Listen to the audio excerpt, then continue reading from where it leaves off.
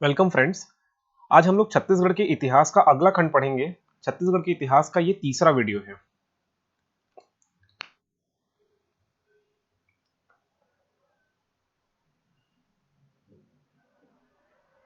तो जैसा कि हमने देखा है, इससे पहले वीडियो में हमने कलचुरी शासन को देखा है, मतलब कलचुरी के जो प्रमुख शासक हुए और इससे जो इंपॉर्टेंट क्वेश्चन बन सकता है उसको देखा है।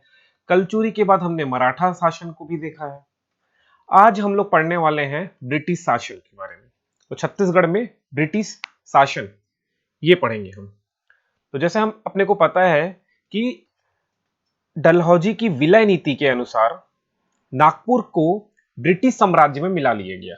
नागपुर मतलब मराठा जो शासन था उसको ब्रिटिश साम्राज्य में मिला लिया गया। तो उस समय जो छत्तीसगढ़ था वो मराठों के अधीन था। अब छत्तीसगढ़ मराठों के अधीन है और मराठों के संपूर्ण साम्राज्य को ब्रिटिश साम्राज्य में मिला लिया गया।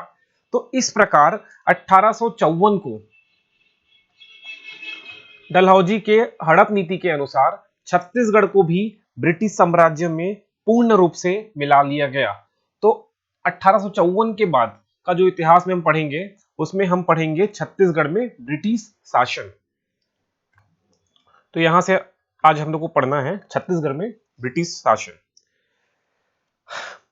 अंतिम जिलेदार कौन थे? गोपाल राव, जिसके बारे में हम लोग प्रीवियस वीडियो में देखे हैं। अंतिम जिलेदार गोपाल राव। आप लोग मुझे कमेंट करके बताना छत्तीसगढ़ में प्रथम जिलेदार या जिलेदार कौन था, वो एग्जाम में क्वेश्चन बनेगा। ये अंतिम है और प्रथम आप लोग मुझे कमेंट करके बताओ। इससे पहले वाले वीडियो में मैंने बताया है। तो अंतिम जिलेदार गोपाल राव ने अपना प्रभार छत्तीसगढ़ के ब्रिटिश जो यहाँ के शासक हुए उनको सौंपा। तो अब हम लोग को पढ़ेंगे कि छत्तीसगढ़ में ब्रिटिश शासन के दौरान कौन कौन से शासक हुए, किस प्रकार यहाँ शासन व्यवस्था की गई। तो अब आपको याद रखना है, यहां से जो अब अधिकारी होंगे छत्तीसगढ़ में वो होंगे डिप्टी कमिश्नर। अब यहां से डिप्टी कमिश्नर के बारे में अपने को पढ़ना है।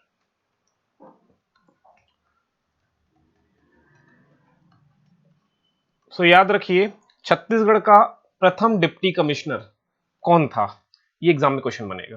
तो जो प्रथम डिप्टी कमिश्नर है उनका नाम है चार्ल्स सी इलियट। चार्ल्स सी इलियट, इनका नाम याद रखना, ये एग्जाम में क्वेश्चन बन सकता है। डिप्टी कमिश्नर की सहायता के लिए दो अतिरिक्त सहायक कमिश्नर का भी पद बना। दो अतिरिक्त सहायक कमिश्नर।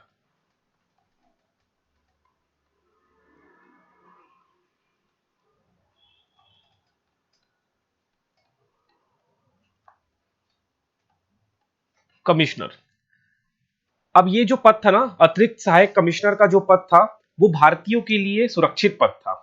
मतलब इस पद पे केवल भारतीय ही बनेंगे, अधिकारी बनेंगे। तो जो पहले दो थे उनके नाम आप याद रख लेना। एक है गोपाल राव आनंद,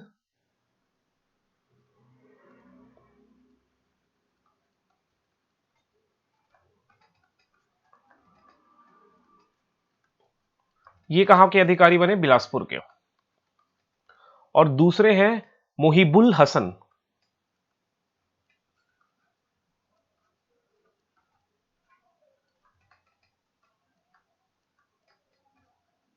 ये कहां? रायपुर। ये दो अतिरिक्त सहायक कमिश्नर का जो पद था वो भारतीयों के लिए सुरक्षित पद था। अब यहां से आगे पढ़ते हैं, जो इंपॉर्टेंट फैक्ट्स हो सकता है वो बताते चलूंगा। डिप्टी कमिश्नर ने छत्तीसगढ़ में तहसीलदारी व्यवस्था प्रारंभ की।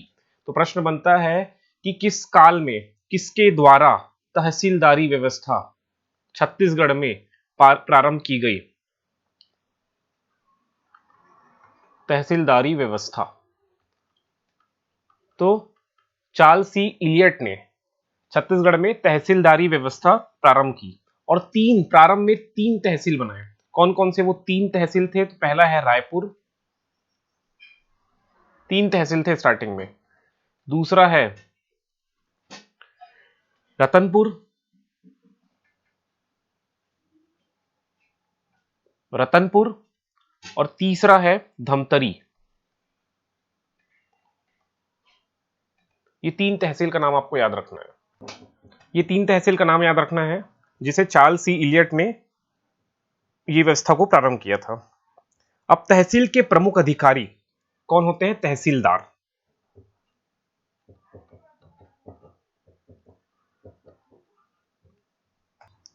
ये पद भी भारतीयों के लिए सुरक्षित पद था। मतलब तहसीलदार भी कौन बनेगा? जो भारतीय होगा।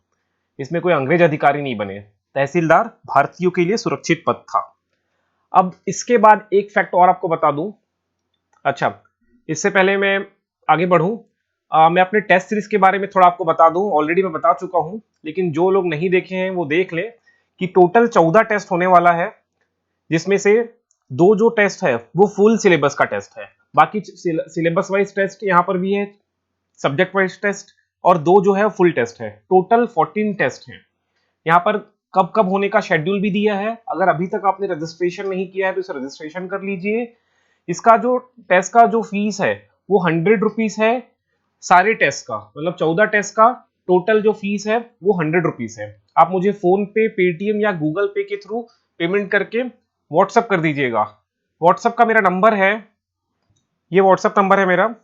आप इसी नंबर पे फोन पे, पेटीएम, गूगल पे भी कर सकते हैं। यही नंबर मेरा इस यूपीआई आईडी से भी कनेक्टेड है और यही व्हाट्सएप नंबर है। आप पेमेंट करने के बाद स्क्रीनशॉट लेके इस नंबर पे मुझे व्हाट्सएप कर दीजिएगा। 7 तारीख से टेस्ट स्टार्ट होने वाला है, तो जल्दी करिए। तहसीलदारी व्यवस्था प्रारंभ करने के बाद चार्ल्स सी इलियट ने, छत्तीसगढ़ के डिप्टी कमिश्नर चार्ल्स सी इलियट ने परगनों का भी पुनर्गठन किया। परगने के बारे में इससे पहले वीडियो में बताया था, तो आप मुझे अब कमेंट करके बताइए, जब छत्तीसगढ़ में स्टार्टिंग में परगना बना तो परगनों की संख्या कितनी थी? कितने परगने थे? ये मुझे कमेंट करके आप बताइएगा। चार्ल्स सी इलियट ने परगनों का पुनर्गठन कर प्रत्येक परगने में कमाविंसदार के स्थान पर नायब तहसीलदार को बैठाया। मतलब पहले परगने का जो अधिकारी था वो कौन था? कमाविंसदार। अब परगने का अधिकारी को कहा जाने लगा नायब तहसीलदार।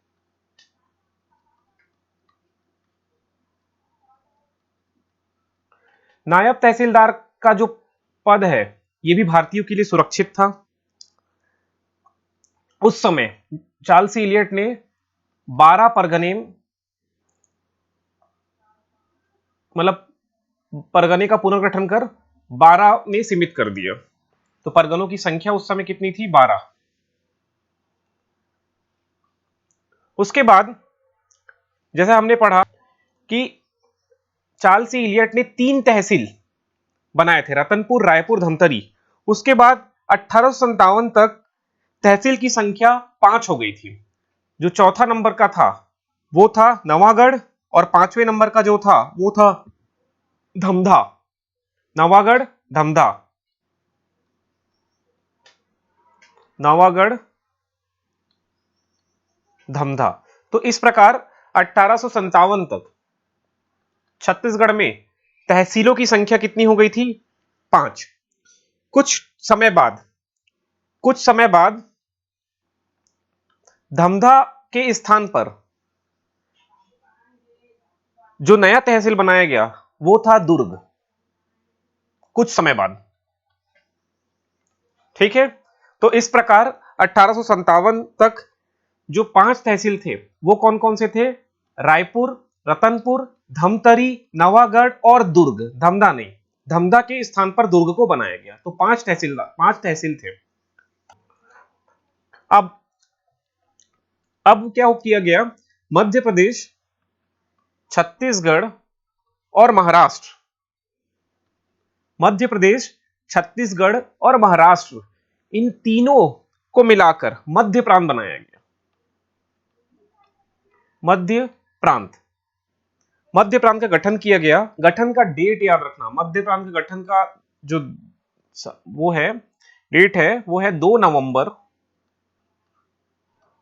1861। मध्य प्रांत बनाया गया, ठीक है। इस मध्य प्रांत में कुल 3 संभाग थे। और 10 जिले थे, 3 संभाग थे और 10 जिले थे। इस 10 जिलों में 2 जिले आपको नाम याद रख लेना है, एक था रायपुर और दूसरा है बिलासपुर। अब एग्जाम में प्रश्न बनता है कि रायपुर कब जिला बना, रायपुर जिले की स्थापना कब हुई या बिलासपुर जिले की स्थापना कब हुई, तो डेट आप लिखोगे 1861 ईस्वी। अब मुझे ये वीडियो जो बीच से देखेंगे ना उनका कमेंट आएगा कि छत्तीसगढ़ का गठन तो 2000 में हुआ, सन 2000 ईस्वी में, तो 1861 में बिलासपुर कैसे जिले बने। ये कमेंट ऑलरेडी आया हुआ है इससे पहले जब मैं पढ़ाया था, तो अब इसको आप दिमाग में रखना। ये अंग्रेजों के टाइम बना था रायपुर और बिलासपुर 1861 में। ये डेट भी पूछा जा सकता है कि रायपुर या फिर बिलासपुर जिले का गठन कब, कौन से ईस्वी में, तो 1861 में इसकी स्थापना हुई। आगे देखिए, एक साल बाद 1862 ईस्वी में मध्य प्रांत का पुनः पुनर्गठन किया गया, फिर से मध्य प्रांत को पुनर्गठन किया गया। अब 3 संभाग के स्थान पर 5 संभाग बनाए गए। पहले 3 संभाग थे, अब पुनर्गठन कर एक साल बाद 1862 में 5 संभाग बनाए गए, जिसमें से एक संभाग जो संभाग था वो है छत्तीसगढ़। छत्तीसगढ़ को संभाग का दर्जा दिया गया कब, 1862 में, 1862 ईस्वी में। ये याद रखना, जिले का दर्जा रायपुर और बिलासपुर को 1861 में, ये क्वेश्चन बनेगा, याद रखना। और इसके साथ एक फैक्ट और याद रखिए, 1862 में जब पुनर्गठन किया गया ना, तब छत्तीसगढ़ को संभाग का दर्जा दिया गया और जो संभाग का मुख्यालय था वो है रायपुर। और छत्तीसगढ़ को 3 जिलों में विभाजित किया गया, 3 जिला। पहला जिला बिलासपुर, दूसरा जिला रायपुर और तीसरा जो जिला है वो है संबलपुर, याद रख लेना, ठीक है। एक चीज और याद रखिए, 1862 ईस्वी में ही रायपुर कमिश्नरी बना। ये पीएससी में, सीजीपीएससी में पूछा गया है, रायपुर कमिश्नरी कब बना, तो 1862 ईस्वी में बना। अब छत्तीसगढ़ में 1857 की क्रांति से जो फैक्ट है वो पढ़ेंगे। 1857 की क्रांति,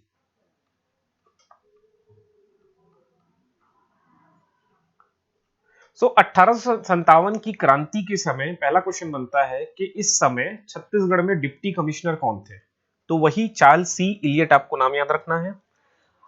और नागपुर के कमिश्नर कौन थे, तो मिस्टर प्लाउडन। नागपुर कमिश्नर कौन थे, लिख दे रहा हूं स्क्रीन में। जो जितने फैक्ट बन रहे हैं ना मैं सब बताते चल रहा हूं, जो इंपॉर्टेंट फैक्ट है।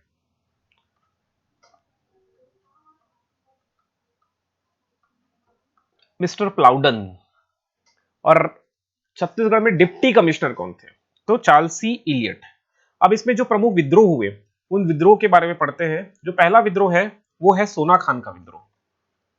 ये मोस्ट इंपॉर्टेंट क्वेश्चन है, व्यापम को बहुत ज्यादा पसंद है, ये पूछता है सोना खान का विद्रोह। सोना खान का विद्रोह, अब यहां से 2-3 फैक्ट याद रखिए। सोना खान के विद्रोह के नायक, हीरो कौन थे, तो वीर नारायण सिंह।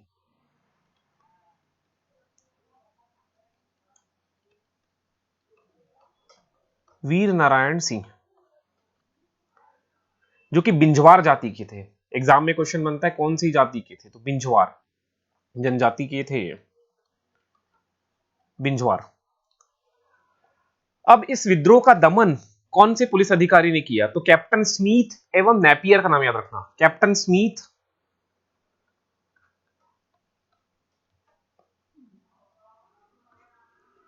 एवं नेपियर।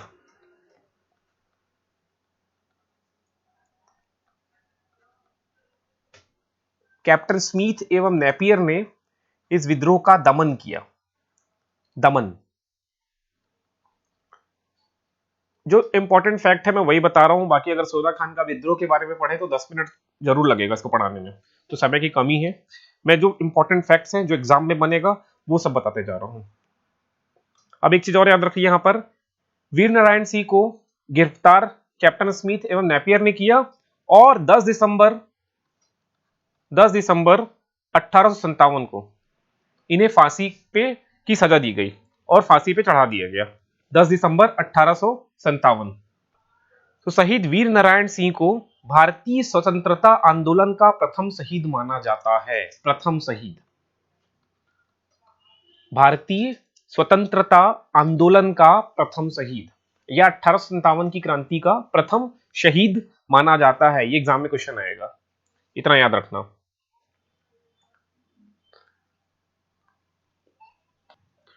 एक सैन्य विद्रोह के बारे में बता दूं।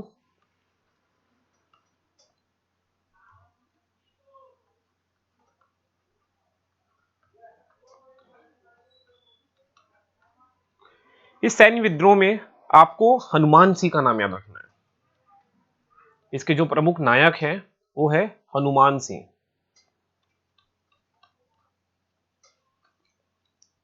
जैसे मंगल पांडे के आपने बारे में पढ़ा है ना, मंगल पांडे क्या थे, सेना में थे वो और अपने अधिकारी को गोली मार के हत्या कर दी थी। उसी प्रकार जो हनुमान सिंह है ना,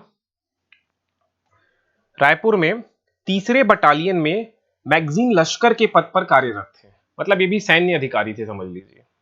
और इन्होंने भी अपने अधिकारी sergeant major Sidwell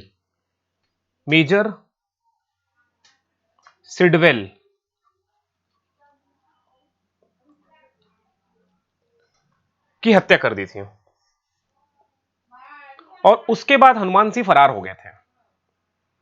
Hanuman Singh उसके बाद फरार हो गए, तो हनुमान सिंह मिले नहीं, लेकिन उनके जो साथी थे 17 साथी, ये डाटा याद रखना, 17 साथियों, इनको पकड़कर फांसी पे लटका दिया गया। हनुमान सिंह तो मिले नहीं, तो उनके 17 साथियों को गिरफ्तार कर फांसी पे लटका दिया गया। ये 2017 में आरआई में पूछा गया है। रेवेन्यू इंस्पेक्टर का एग्जाम सीजी व्यापम ने लिया था, तो वहां से ये प्रश्न बना हुआ है। हनुमान सिंह को छत्तीसगढ़ का मंगल पांडे कहते हैं, ये भी प्रश्न बना हुआ है कि छत्तीसगढ़ का मंगल पांडे कौन है। तो याद रखना हनुमान सिंह, इनका नाम याद रखना हनुमान सिंह। कुछ अन्य विद्रोह भी हैं, उनको भी एक नजर देख लेते हैं। सुहागपुर का विद्रोह, इसके नेतृत्वकर्ता या नेता कौन है? रंगाजी बापू। स्थान कहां से इन्होंने विद्रोह का प्रारंभ किया? तो वो है सरगुजा। बस ये इतना याद रखिए। उदयपुर के विद्रोह के नेता है कल्याण सिंह, ये सरगुजा के राज परिवार से थे। और सुरेंद्र साय का विद्रोह, इसके नेता सुरेंद्र साय, स्थान संबलपुर।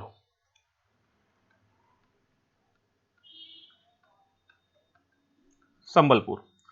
सुरेंद्र साय को ना 1857 की क्रांति का अंतिम शहीद कहा जाता है। प्रथम मैंने बताया और ये अंतिम, इनका नाम याद रखना। अब 1857 की क्रांति के बाद आगे बढ़ते हैं। अब इसमें मैं कुछ समिति का नाम बता रहा हूं। एक संस्था, कवि समाज, ये एग्जाम में बन सकता है। कवि समाज, इस संस्था को राजिम में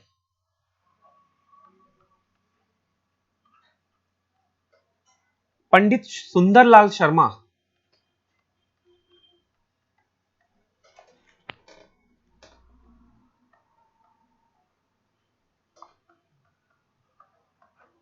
द्वारा गठित किया गया था, या इसकी स्थापना पंडित सुंदरलाल शर्मा द्वारा राजिम में किया गया था।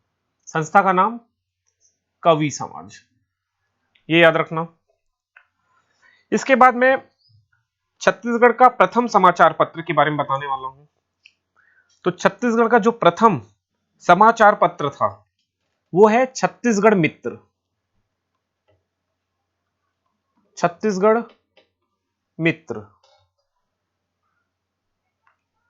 ये छत्तीसगढ़ की प्रथम मासिक पत्रिका है, याद रखना मासिक पत्रिका है ये दैनिक नहीं है, ये मासिक पत्रिका है। जिसका संपादन किसने किया? तो इसका संपादन पंडित माधवराव सप्रे।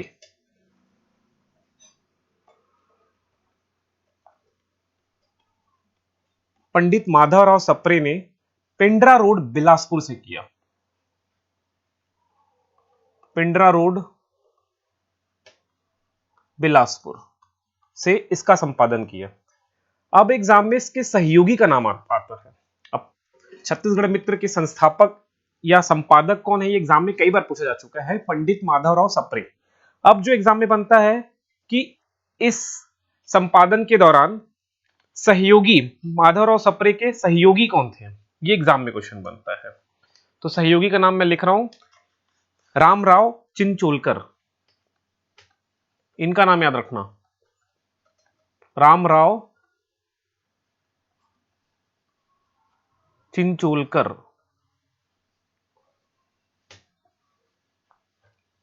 ठीक है, इतना याद रखोगे। इसके बाद एक फैक्ट और याद रखिए, माधवराव सप्रे के अन्य दो समाचार पत्र है, वो है, एक है हिंदी ग्रंथ प्रकाशन मंडली,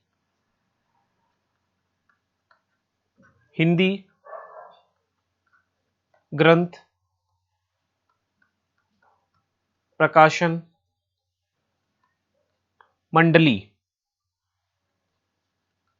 और एक और याद रखना,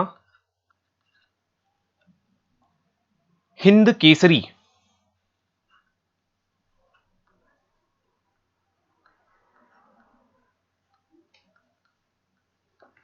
ये दो फैक्ट यहां से याद रख लेना आप। इसी प्रकार ठाकुर प्यारेलाल सिंह का भी है राष्ट्रबंधु और अरुणोदय। राष्ट्रबंधु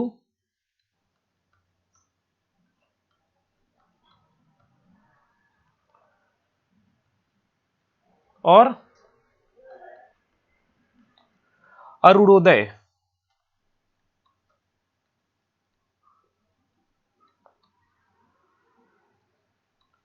ये जो दो समाचार पत्र है, ये ठाकुर प्यारेलाल सिंह द्वारा संपादित किया गया।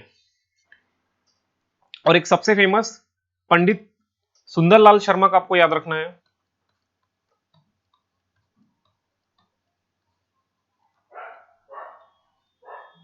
सुंदरलाल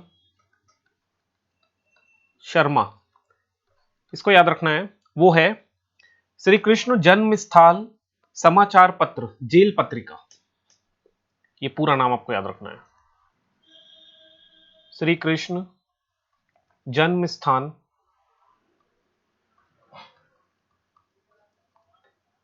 समाचार पत्र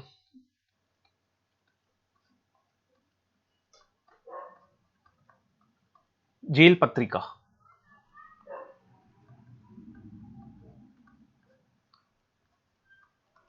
जब सुंदरलाल शर्मा जेल में थे, तब उस दौरान उन्होंने जेल पत्रिका का संपादन किया।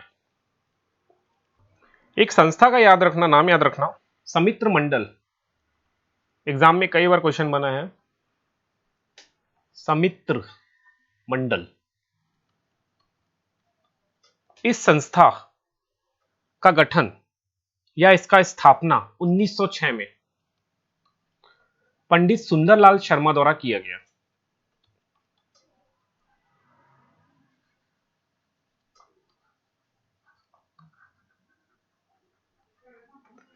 पंडित सुंदरलाल शर्मा द्वारा समित्र मंडल नामक संस्था की स्थापना 1906 में की गई।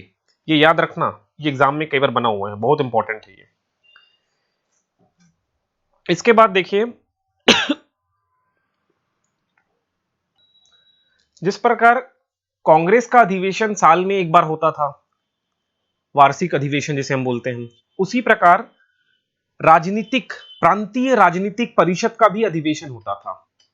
यहां से क्वेश्चन बन सकता है, प्रांतीय राजनीतिक परिषद का अधिवेशन। इसका जो प्रथम अधिवेशन हुआ था, फर्स्ट, ये हुआ था नागपुर में 1905 में। जो सेकंड हुआ था, दूसरा हुआ था, वो हुआ था जबलपुर में 1906 में।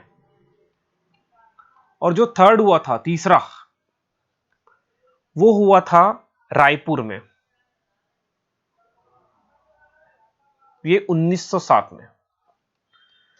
तो 1907 में आपको एक फैक्ट याद होगा, कांग्रेस का जो सूरत अधिवेशन हुआ था, कांग्रेस का सूरत में अधिवेशन, गुजरात के सूरत में अधिवेशन हुआ था 1907 में, उसमें गरम दल और नरम दल में विभाजन या फूट पड़ गया था, जिस वजह से कांग्रेस का प्रथम विभाजन हुआ था।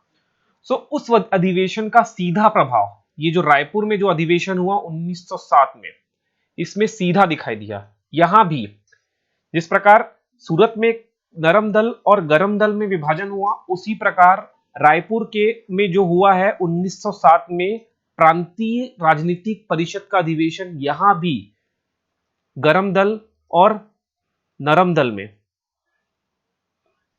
फूट पड़ गई।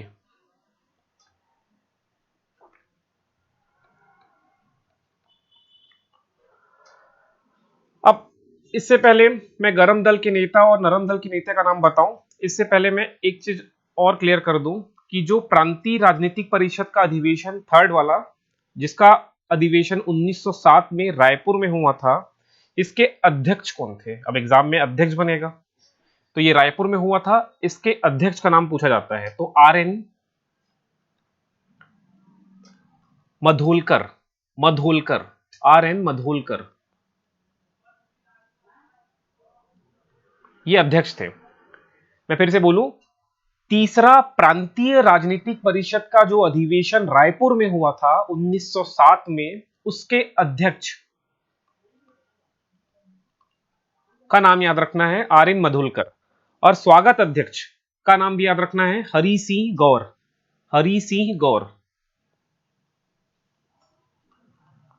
हरि सिंह गौर, ये स्वागत अध्यक्ष थे। ये जो है स्वागत अध्यक्ष थे। अब चलिए, विभाजन हो गया। अब नरम दल और गरम दल के नेता का नाम बता देता हूं। तो गरम दल के पहले नरम दल के नेता का नाम बताओ। इसमें याद रखना है सीएम ठक्कर,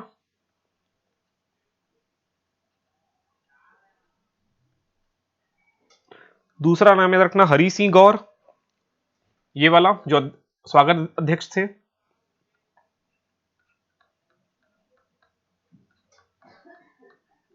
और तीसरा नाम याद रखना आर.एन. मधोलकर का, जो अध्यक्ष थे आर.एन. मधोलकर, मधोलकर। अब गरम दल के नेता के भी नाम याद रखना। इसमें है दादा भाई खापर्डे, पहला दादा भाई खापर्डे,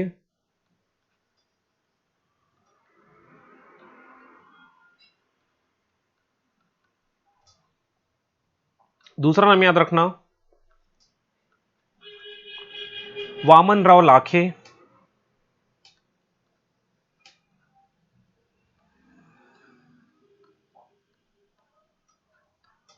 तीसरा नाम याद रखना माधवराव सप्रे,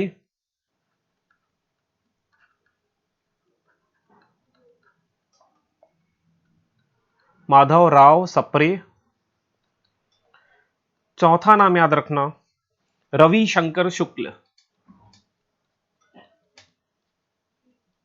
रविशंकर शुक्ल, पांचवा नाम याद रखना डॉक्टर शिवराम मुंजे, डॉक्टर शिवराम मुंजे, मुंजे, इनका नाम याद रखना। तो इस प्रकार 1907 में ही रायपुर में, मतलब छत्तीसगढ़ में भी, छत्तीसगढ़ के नेता भी नरम दल और गरम दल में विभाजित हो गए। अब आगे बढ़ते हैं। 1907 में एक फैक्ट याद रखना, ठाकुर प्यारेलाल के नेतृत्व में देश का पहला छात्र हड़ताल, देश का पहला छात्र हड़ताल,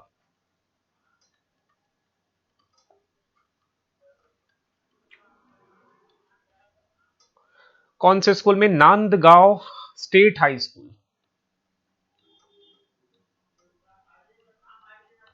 नांदगांव स्टेट हाई स्कूल,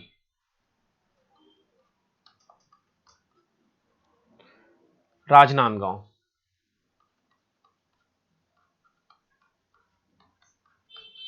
यहां पर किया गया। अब ये प्रश्न बनेगा, इसको याद रखना। 1907 में छात्र हड़ताल किसके नेतृत्व में, नेता कौन थे? तो ठाकुर प्यारेलाल सिंह का नाम याद रखना। और 1907 में ही एक फैक्ट और याद रखना, सरस्वती पुस्तकालय। सरस्वती पुस्तकालय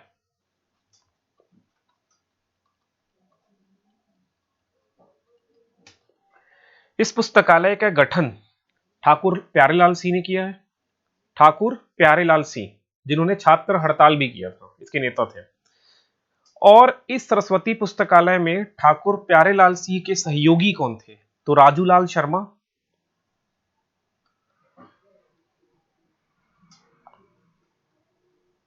राजूलाल शर्मा पहला, और दूसरा नाम याद रखना छबीलाल चौबे।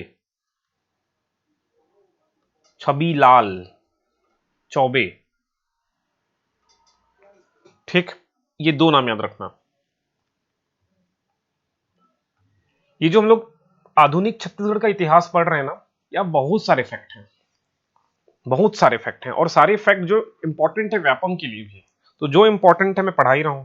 जो पीएससी और व्यापम में मैं यहां पर अंतर करके पढ़ा रहा हूं, पीएससी में और डीप में पढ़ते हैं, व्यापम में थोड़ा उतना डीप नहीं जाते। जो फैक्ट है, इंपॉर्टेंट फैक्ट है, प्रमुख नेता है, प्रमुख आंदोलन है, उसके नेता, प्रमुख लाइब्रेरी है, ये सब के नाम पूछा जाता है। तो मैं वही सब आपको बता रहा हूं, ठीक है। अब एक चीज और बता दूं, 1915, 20 जनवरी 1915, 20 जनवरी 1915 को रायपुर के टाउन हॉल, रायपुर के टाउन हॉल, टाउन हॉल में 300 मालगुजारों का सम्मेलन हुआ था। 300 मालगुजारों का सम्मेलन हुआ था, यह प्रश्न बना हुआ है। अब दुर्ग में मैं दुर्ग से एक फैक्ट बता दूं। दुर्ग से पहला किसान सभा का गठन, यह भी एग्जाम में क्वेश्चन बना हुआ है। किसान सभा का गठन, नेता का नाम याद रखना है उदयराम। एक फैक्ट और बताऊं यहां से, विद्यार्थी कांग्रेस की स्थापना दुर्ग में, विद्यार्थी कांग्रेस की स्थापना किसने की? तो इसमें तीन नाम आपको याद रखना है, जीसीजी, ये तीन नाम याद रखना है। गंगा प्रसाद,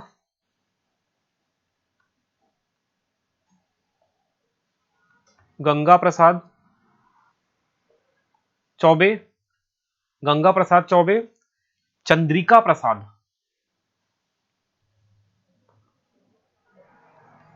चंद्रिका प्रसाद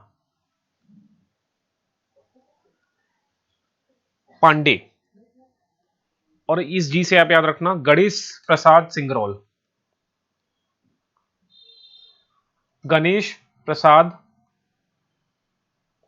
सिंगरौल, ये तीन नाम याद रखना। ये भी एग्जाम में बना हुआ है कि दुर्ग में विद्यार्थी कांग्रेस के संस्थापक कौन है। तो ये तीन नाम, जीसीजी, गंगा प्रसाद, चंद्रिका प्रसाद और गणेश प्रसाद, ये नाम याद रखना। बिलासपुर में से भी एक फैक्ट बता दूं आपको, बाल समाज पुस्तकालय की स्थापना,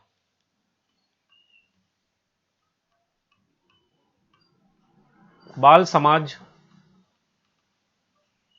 पुस्तकालय,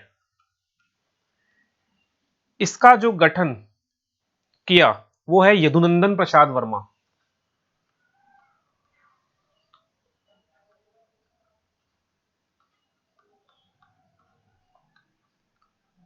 फैक्ट्स तो बहुत सारे हैं, याद करने के लिए इसे नोटबुक में लिखना चालू करिए, 4 बार पढ़िए, याद हो जाएगा। ज्यादा ज्यादा 3-4 पेज, 5 पेज भरा आएगा।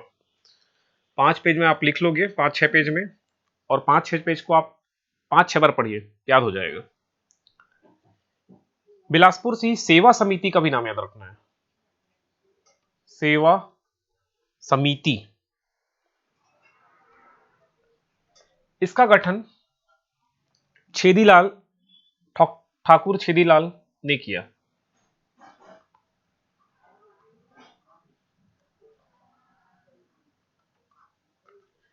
इतना फैक्ट याद रखना। ये छत्तीसगढ़ के इतिहास का तीसरा वीडियो था। इसके बाद मैं चौथा वीडियो और पांचवा वीडियो भी अपलोड कर दूंगा।